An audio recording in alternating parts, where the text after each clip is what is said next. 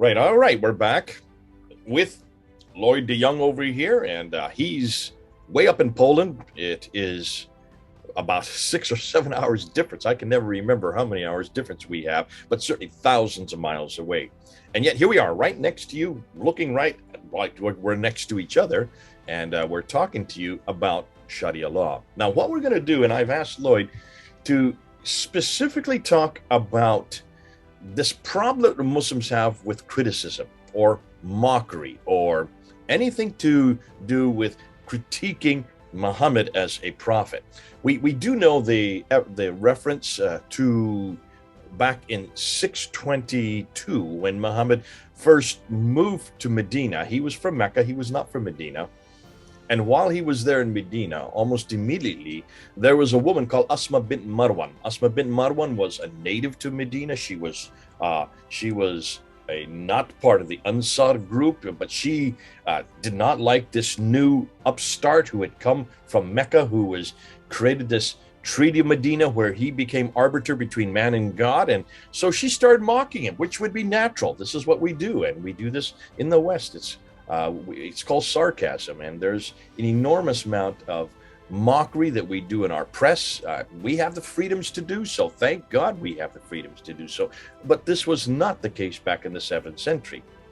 And it caused Muhammad so much anger that he said, who's going to take care of this woman for me? That evening, one of his disciples, Umar, who was half blind, went to her house, went into her bedroom. She had 6 children. She was suckling her youngest child. And he takes the knife and he plunges it through her heart while she's suckling her baby, comes back the next morning and tells Muhammad what he had done. Muhammad turns to him and says, "Blessed are you for what you have done for your prophet."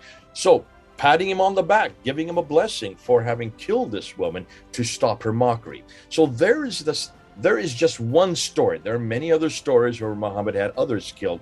We know at least 25 people we know that he had assassinated for different crimes. But this one on mockery, this one on criticism is what we want to talk about today.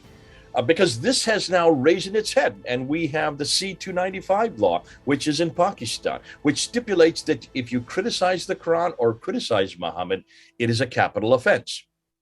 What in the world is a law doing like that in the 21st century in a place called Pakistan?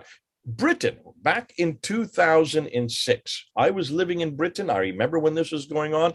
The Labour Party, who was in power at that time, were told by Muslims that they want to stop all criticism of 2 things, of the Quran and of Muhammad. And they said that this is against their religion. This is a desecration of everything they believe, and that we demand. They weren't asking for capital punishment. They were asking for 7 years in prison if you mocked or criticized the Prophet Muhammad, which I did almost on a daily basis. Back then, that was my whole oeuvre. That's what I did. That was my ministry. And so they put it to, in the way it works in Britain, you take it from the House of Commons, which had a majority, and they send it to the House of Lords. And then the House of Lords looks at it, and they didn't like it. They didn't think this was relevant, so they sent it back and said it needs to be revived. And it went back and forth 3 times, which is as much as you can do before finally the House of Commons could vote on it. And each time the House of Lords tried to diminish it, the Muslims would not let them do that. So finally, it came before the House of Commons in 2006. There were thousands of us outside of Parliament that day. I was there. And we were saying, do not pass this law, because if you pass this law, I would have to leave the country. I would have to leave and come back to the United States. I would no longer be able to continue with my ministry. So they had a vote, and they lost by 1 vote. Let me repeat that. I don't know if you remember this, Lloyd. Do you remember this? I do vaguely recall religious this. hatred law. It was called incitement to religious hatred law. They lost by 1 vote, and the 1 vote was Tony Blair's vote, who was the prime minister at that time, who saw what was happening, stepped outside the door. By simply stepping outside the door, his vote wouldn't count. Because if he had stayed inside, he would have had to vote with the Labour Party, and he would have been the majority vote. And as a result, it was not passed by 1 vote. That's how close we came to imposing incitement to religious hatred law. I know Hillary Clinton wanted to bring this in the United Nations. She wanted to make this a universal law that you must not criticize the Quran, you must not criticize the Prophet. Now, Lloyd, in the 21st century we're talking about, 2006, In Europe, in Britain, this almost passed because the Muslims were behind it. Why are the Muslims so? What is going on here? What is the impetus for the Muslims wanting to have a law like this? Where is it coming from? Because to me, that makes no sense. No Christian would stipulate or have a law saying that if you denigrate Jesus Christ or criticize his name, you must be put in prison for 7 years. Or in the case of the Muslims, they would like it to be a capital offense. Help me here, Lloyd. Give us some background. I know I don't. I would love to see where this is in the Quran, but you say that it is actually in other places. So over to you. Help us with this and tell us the background to this. You're welcome, Jay. Thank you very much for having me back. So there are numerous laws that apply here. I've mentioned to you in private conversation ghibba and namima, slander and tale-bearing. I'm not going to go in depth on that, but very briefly, in Western law, slander is to lie about someone and damage their reputation. In Islamic law, to slander someone is to say something that is perfectly true, but which they would not like to be revealed. So in Islam, to slander someone is to say something true, which they wouldn't like to be revealed. Slander is also to worsen relationships between two people, even if what you say is perfectly true.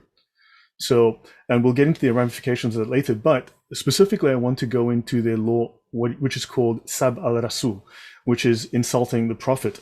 And this is one of the things that they need to implement as much as they can. Under full Sharia, the penalty for insulting Muhammad is death. And of course, insulting Muhammad generally incurs a far greater penalty than insulting Allah, which is a really interesting point, which shows us that Muhammad actually has precedence over Allah. And the major Sharia manual on this is written by the Sheikh al-Islam. Right. I've mentioned in the past the four Mujtahids Mutlaq, the four Imams who founded the schools of fiqh. These are the absolute scholars, effectively the perfect scholars, who are infallible, cannot be incorrect. Above them, there is one additional scholar, just below Muhammad himself, Muhammad al-Ghazali, who died in the early 12th century. He is the Hujjat al-Islam, the proof of Islam. Below them, so you have Ghazali, then you have the four scholars of the founders of the schools of fiqh, and below them you have another approximately 30 scholars with the title Sheikh al-Islam. You do have Sheikh al-Islam today, however, these 30 earlier scholars have had a profound impact on the development of Islam and of course also Sharia. Now we're going to look at, and I'll share my screen, and you can see before we get on real quickly, just going back to that, unshare your screen just a bit. Sure. Now, before we go on, let me just ask you this. All of these scholars, you're talking about Hanafi, Maliki, Shafi, and Hanbali, in that order, and those are all from the 8th and 9th century. Then you have Al-Ghazali from the 11th century. The other 30 are from what centuries? Do you know off the top of your head, or just kind of give me a rough estimate? I would guess you're looking at the 9th to the 14th centuries. Okay. So they're not modern scholars. None of them are modern scholars. No, Sharia took in total about 900 years to evolve. Okay. It wasn't instant. It is the greatest intellectual output of the scholars of Islam. It's the greatest intellectual achievement. It is their copy of the Talmud, which actually makes the Imams the Pharisees of Islam. Okay. But they are all old. They're at least 600 years old and older. There are not any in the last 600 years that have come to that status. No, the older ones have a special status.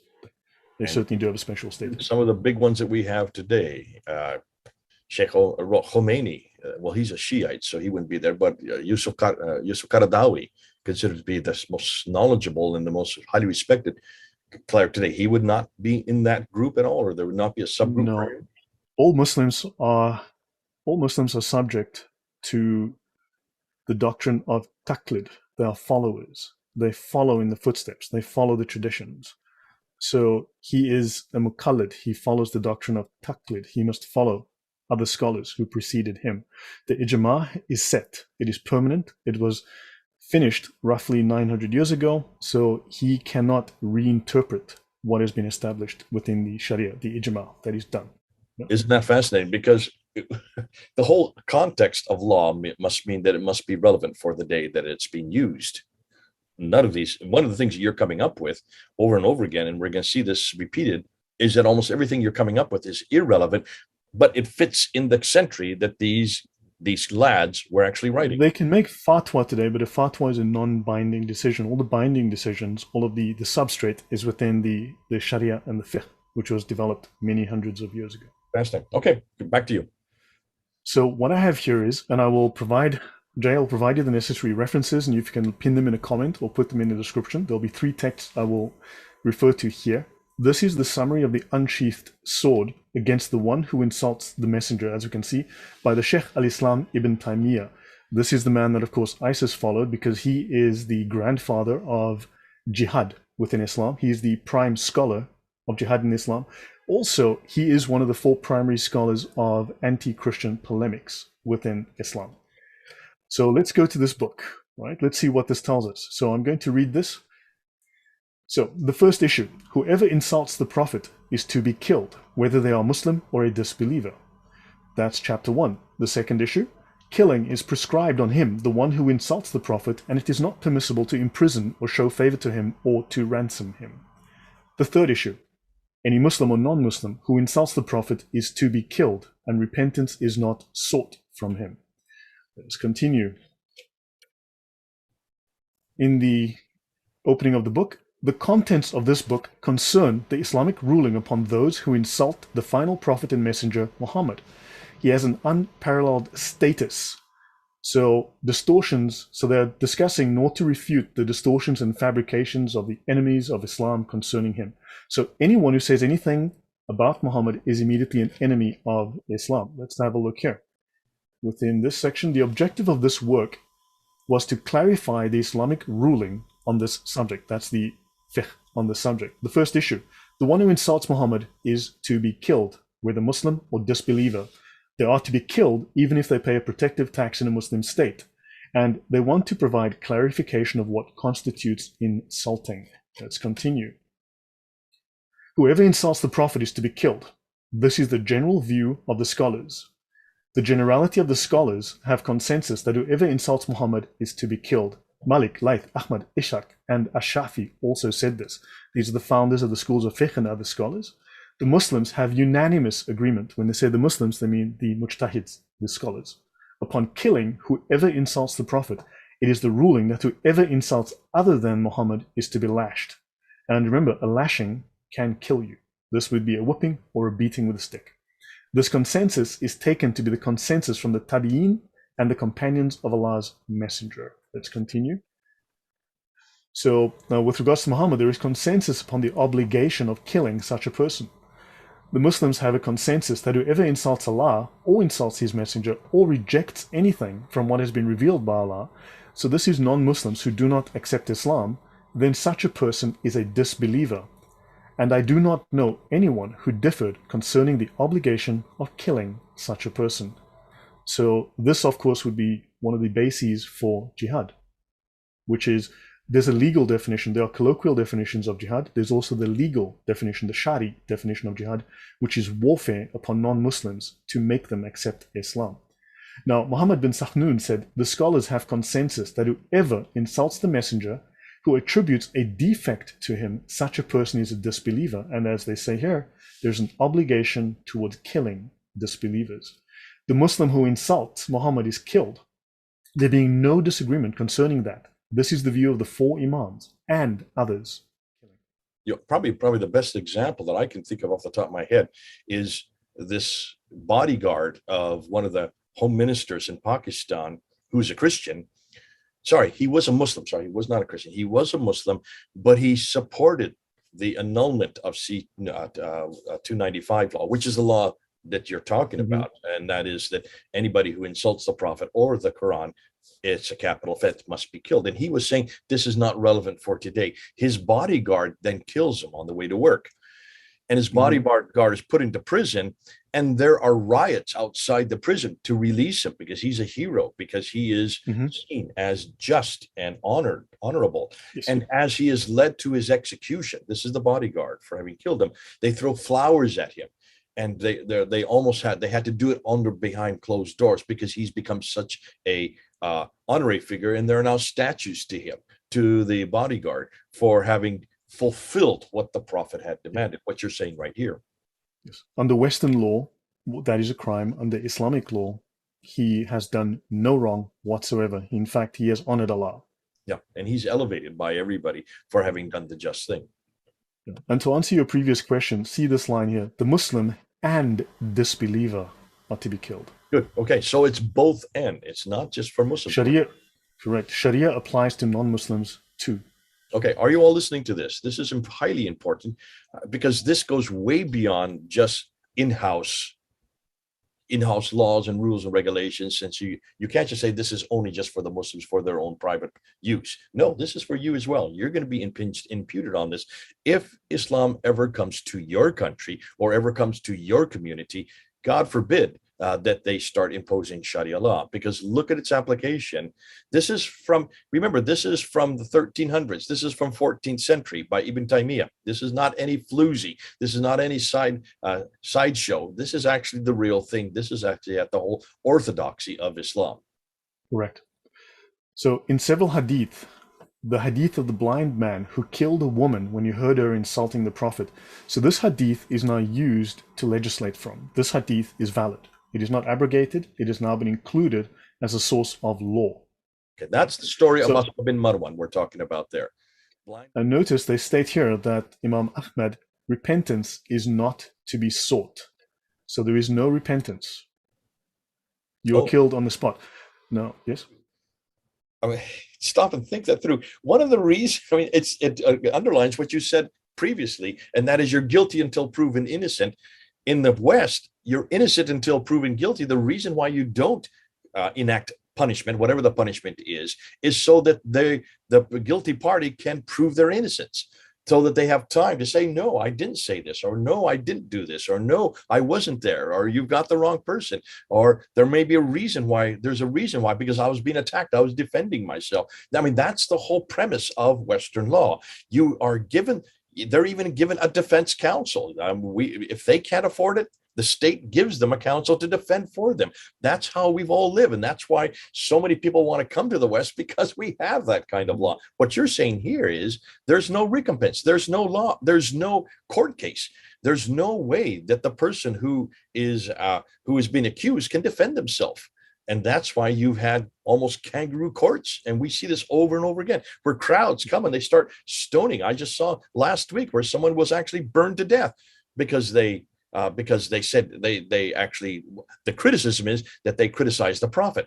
It could be well that he said nothing, but somebody didn't like this person, or they owed this person, because a lot of times it's when you owe somebody that you make up something about that person, so justice can be enacted against them. But this, to me, is horrendous, because this gives no recourse for the person, regardless of whether the law is right or wrong. It's obviously wrong to begin with, because it eradicates any freedom of speech. To stipulate that even the defendant has no recourse, to me, is abhorrent. Right. And notice, says that the Muslim and disbeliever are killed, and there is no difference of opinion narrated from him concerning the killing. They're speaking here about Shafi, and there's a reason they mention Shafi, because he's the one who really established the direction of the Sharia. He really founded the philosophy, the legal philosophy behind the Sharia. So there is no difference concerning the killing. So I'll mention one or two more passages. You'll notice it just goes on like this for page after page. All of them mentioned, these are the major scholars of Islam, that the one who insults the messenger is to be killed. Shafi, then it is reported from him that insulting the Prophet breaks the covenant, and such a person is to be killed. Insulting the Prophet necessitates that they be killed. I think that is fairly explanatory, right? When a person does this repeatedly, it is for the Imam to kill them, right? And they must increase upon the fixed punishment prescribed by the Sharia. So if you were to be lashed, you could be killed. Take that which comes concerning the Prophet and his companions of killing due to the likes of these reasons. They call this the political killing. In other words, political assassination. Islam condones political assassination. It is for the Imam to give a discretionary punishment with killing. In other words, an Imam can order a hit. An Imam can order a political assassination. There are texts from them that the one who insults the messenger is to be killed. Do you understand now that an Imam is a political post? Islam is a political religion, which we will define in the near future, and you can be killed at the orders of an Imam. This is why so many Imams are arrested for having weapons and for being behind terror. I'll leave this here and then I'll go to two other short things I want to add. But your comments, Jay? No, I mean, to me, you've underlined everything that we have been fearful about Islam, and this is one of the difficulties that so many of us in the West fear if Islam comes and actually starts incorporating itself in our countries, because this will have to be enacted, and this is the difficulty for any of us who leave and go to Muslim countries today, myself included. If we were to say anything critical, we would be thrown out of the country. But if we were to live in the country and continue to say that, we could be executed as well. Horrendous. Right. Now notice they do quote the Quran here. They do refer to the Quran, fight against those who believe not in Allah. That may sound familiar, right? That's 839. It is not permissible to leave them alone until they are in a subdued state. So Muslims must continue to harass non-Muslims until we are in a subdued state. They speak of jizya and okay, so understand you must fight the leaders of disbelief. And I will now just go back briefly to this section here, right, which says that there is consensus from the Islamic scholars that whoever insults Muhammad, who attributes a defect, in other words, Muhammad is perfect, the perfect man. He is what's known as the Insan al-Kamil, then such a person is a disbeliever. So let's have a look at this within the Sharia law. See this ruling here on not loving the Prophet. This is the reliance of the traveler, section P75.2. Not loving the Prophet more than all people. So the Prophet said, none of you believes, none of you is a true Muslim until I am more beloved to you than your wife, your child, your life, and all people. And in fact, Kermani says, love of the Prophet means the will to obey him and not disobey him, this being one of the obligations of Islam. So in other words, you will love the Lord your Muhammad with all your heart, all your life, all your money, more than everything else in the world. Muhammad is the counterfeit Jesus. In fact, if you read the Sirah, he is effectively Jesus. He is the partner of Allah. He was created before the world was created. In fact, in the Sirah, the world was created for Muhammad. Allah made the world for Muhammad. Muhammad was present at the creation. So I'll end this and I'll go to one more section. Now, none of you believes until his inclinations conform to what I have brought. This is what Muhammad has brought, right? And Nawawi says, this means a person must examine his acts in the light of the Quran and Sunnah, suspending his inclinations, his own thought, his own will, following, okay, taqlid, what the Prophet has brought. The hadith resembles the word of Allah Most High. When Allah and his messenger have decided a matter, no believer, male or female, has a choice in their affair. Quran 33:36. However, the Quran is interpreted through these scholars that I've mentioned. And they will provide the interpretation of this. And so I will show one more thing. Now, we are not allowed to insult Islam. We're not allowed to insult Muhammad. It is the death, literally the death penalty. Let's have a look at what Ibn Taymiyyah. Now, Ibn Taymiyyah has written a very lengthy, very detailed book, which I've read on anti-Christian polemics. But let's have a look at his student. Right, let's look at the words of Ibn Taymiyyah's contemporary and student Ibn Qayyim in one of the two most common Islamic anti-Christian polemics, which are still read and still enjoyed by Muslims today. So this one is called, actually let's go up here, this one is called Guidance to the Uncertain in Reply to the Jews and the Christians. Guidance to the Uncertain in Reply to the Jews and the Christians. So this chapter is called The Prayer of the Christians Ridicules God.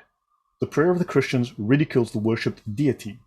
So, Christians chose a way of prayer during which the most devoted would consider it no great matter if he happens to pass urine dripping on his thighs and legs while praying.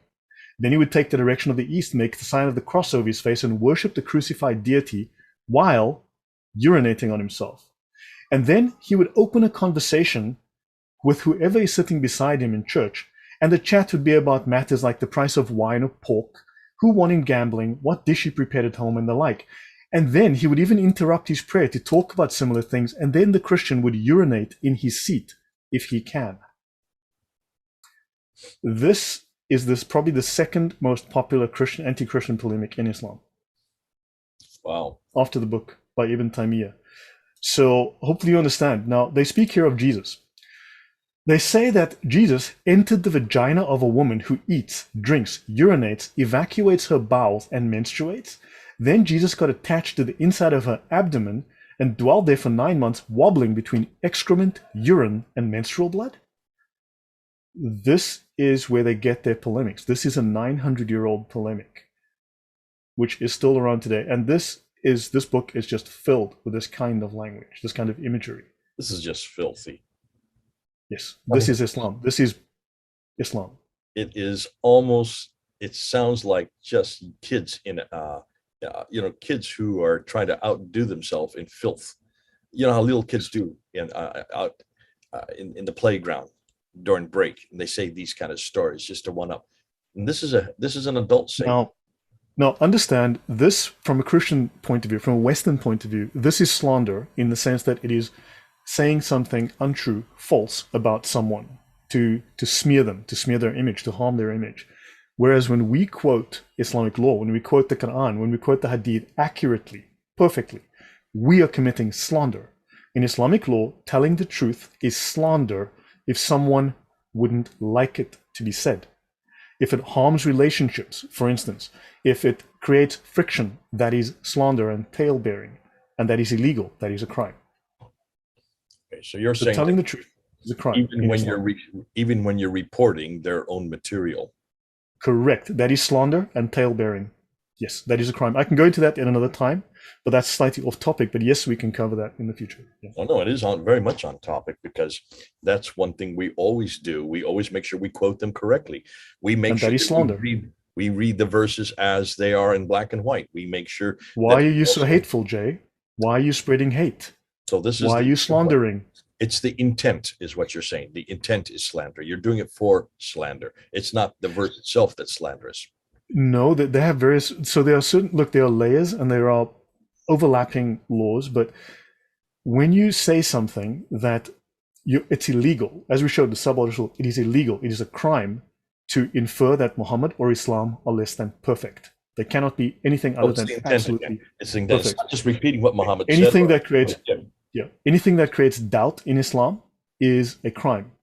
Anything that would create doubt, and this must be resisted, and this must be fought against. And in fact, the person speaking against it must be stopped, so that this doubt is prevented. Which is an oxymoron when you stop and think, and it actually is. You can see this is a real problem, because we're causing all kinds of cognitive dissonance for Muslims, because all we're doing is quoting their material. We're quoting his things. We're quoting his actions. We're quoting Quranic verses. To say that that's slanderous by virtue of the fact it is their own authority that we're quoting is, to me, absolutely horrific. Is absolutely ironic and laughable.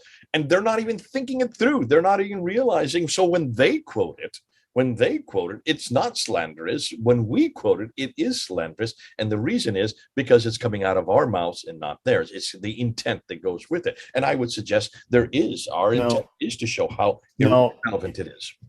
Intent has a name in Islam. It's called niyyah. Okay. Right? If your intent is good, then it is good. Even if your action is objectively by our standards evil, but if you, as a Muslim, for instance, as we discussed previously, if you desecrate a church, your intent was good. Therefore, it is good. When that bodyguard killed that man, his intent was good, even if his act is evil. God judges the action by the intention, not by the action. Whereas you are seeking to undermine Islam, therefore you are committing a crime. Your intention is evil, therefore you are a criminal. Okay. All right. That's understandable. All right. Well, listen, this has been fascinating. This is I hope people are picking up what you're saying, Lloyd. You've given us a eyeful by looking at the Unsheathed Sword, which is the book written by Ibn Taymiyyah. Just to be careful, just so people are aware, Ibn Taymiyyah was not accepted during his lifetime. In fact, he was in prison for the last part of his life, and he actually died in prison. So at that point, it was not acceptable in the 1300s. Later, then, he became very popular, and he was made most popular by Ibn al-Wahhab in the 1700s. And Wahhabism, if you look at Wahhabism, which comes out of Arabia, today called Saudi Arabia, back then it wasn't, Ibn al-Wahhab was the one that popularized Ibn Taymiyyah and made him a household name all over the world. But during his lifetime, when he was coming up with this, it's fascinating. His school was looked down upon by the majority. And you can see why, just from the way we've been unpacking it today. What Lloyd and I have been saying as he brings us to the fore, some of these chapter after chapter after chapter, they talk about just killing anybody who criticizes or mocks the prophet. I mean, you don't even have to mock, just criticize the prophet. You must be killed. The four mujtahids are all agreed upon this. Al-Ghazali, who is the head, the one that they go to that has superseding even the four mujtahid, is very clear that anybody who mocks the prophet or criticizes it either must be lashed. And I would suggest what probably that means is you lash them till they're dead, is what I'm suggesting. Is that what I'm hearing? Probably. Or is it just 100 There's no penalty for them in killing you. All right. So I know in when it comes to adultery in chapter 24, verse 2, that's 100 lashes. You're not dead after 100 lashes. But in this case, it may be right till they're dead. Now, what's the Quranic support? I was interested on the verse that you gave for the Quranic support, Lloyd. I want to just read it to you. I've got it right here. It's chapter 8, verse 39. Listen to the word. Let's just unpack it, because this is hugely significant. And fight then them, that means the people, until there is no more fitna. Fitna means disbelief or view of polytheism, worshiping others besides Allah. And so fight them until there is no more fitna.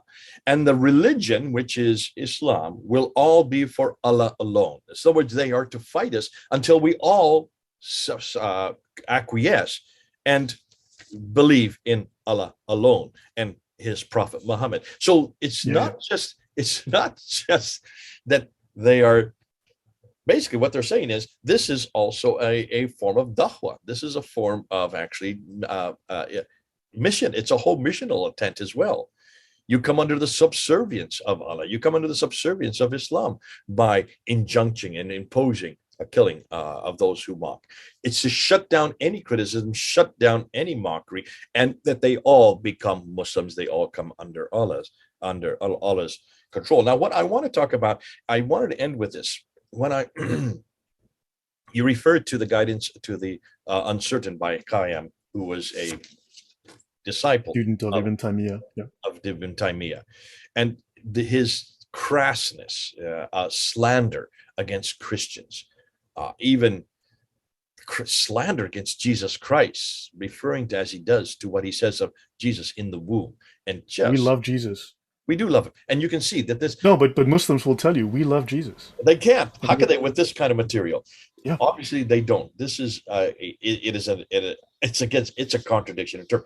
But you notice the very thing that they are demanding of us, they don't do of themselves. There's a double standard here. Hypocrisy. They say you must not criticize, you must not mock, but look what they do with Jesus Christ. And they do it so easily. Talking about, there he is in the womb as and what he is, where he is between, what objects and what material that he is between, just desecrating his name, desecrating that whole experience. And it is a mockery of, are you saying this? Is this what you're saying? Is this what you Christians have done to Jesus? In some ways, they're saying they're elevating Jesus by mocking us for saying, look at your great. So I understand that side of it. But the very thing they're criticizing us for is what they're doing themselves. This is hypocrisy in its highest form. But then the question comes, I want to end with this. Why in the world are they so intent? Why are they so intent with shutting down any criticism or shutting down any mockery of Muhammad? Obviously, you could say could be one of two reasons. One could be Muhammad can't be defended. That could be a problem. That's a real problem. I love the fact that Jesus can be defended on every category. For 2,000 years, they've been mocking him. For 2,000 years, they've been criticizing him. And for 2,000 years, he's still as strong today as the day he was living. Mock him as much as you want. He defends himself. He is that strong that he defends himself. But there's another reason, and I think this is probably the one that Muslims need to listen to.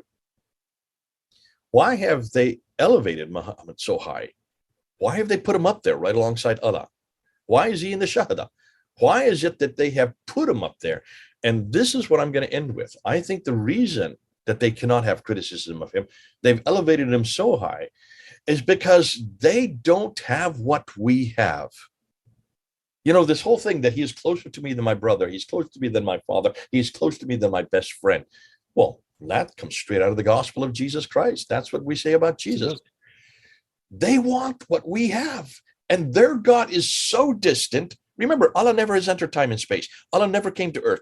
Allah has no relationship with humanity. Never walked and talked in the cool of the day. Never was there wrestling with Jacob. Allah never was there leading the children of Israel as a fire during the night and as a pillar of cloud during the day. That does not exist. There are no typologies in the Quran of Allah anywhere close to humanity. And everybody wants to know God face to face. We all need to know God, who he is. If Allah is so distant and so other, and they look and see what Jesus has and who he is to us, and Jesus did come and walk and talk with us and ate with us and actually died for us. They want what we have. They need what we've got. In every category, they have elevated him to the status of Jesus. He is, as you say, he is the false Jesus. And I think for this reason, they have, if that's why when you look at the Quran, all these verses about Muhammad all the way through, it's not, his name is not there. It's the prophet, the prophet, the prophet, the prophet. They put that name to it after the fact and redacted it back into those verses. They need what we already have. They need a God who is close to them. They need a God who actually walks and talks with them and is able to relate to them face to face. And they cannot have it. They will not have it. Therefore, they replace Muhammad with that. No wonder you are not permitted to criticize him. No wonder you cannot mock him. Jay, if you look at the Sharia and you look at the Sirah, the Gospels of Muhammad, I know people call them the biographies, but they are the Gospels of Muhammad. Yeah. You will discover that Muhammad is the first creation of Allah. So Allah created Muhammad out of himself. He took a piece of his own light and essence and he shaped Muhammad's spirit. So the spirit was with Allah when he created the universe and created the earth. And then Allah created the universe and the earth from the spirit of Muhammad. So the universe is created from the spirit. Now, you mentioned that Allah is distant. Allah, where is Allah, right? Nobody knows. So because Allah is outside of the realm of the knowable, he left his regent, Muhammad, who keeps the world spinning, who keeps the universe running. You see, it's the spirit of Muhammad, the Ruh Muhammadi, that keeps the world running. You will find this written within the various Sharia texts. So Allah has made Muhammad as effectively both Jesus and the Holy Spirit. You'll find this. It sounds crazy, but once you read it, you'll find that Muhammad is the counterfeit Jesus. He is the Holy Spirit. He is effectively a partner of Allah. Okay, terrific stuff. Listen, now it all makes sense. I can see now why they are the way they are and why they are imposing these laws. But folks, this is not something to trifle with. This is what's going to come to your country if you allow Islam to come in a big way. If you allow it to come both politically and theologically, the two are melded together. They do not separate the two. They come in as one group.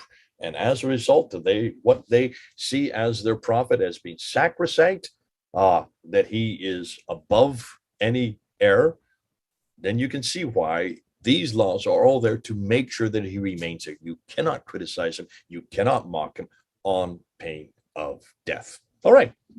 This is hard stuff to go through. It's Lloyd, thanks for bringing it and helping us and unpacking it and also showing its relevancy for us today in the 21st century. All right, there's Lloyd in Poland and me here in the United States. Over and out. Goodbye.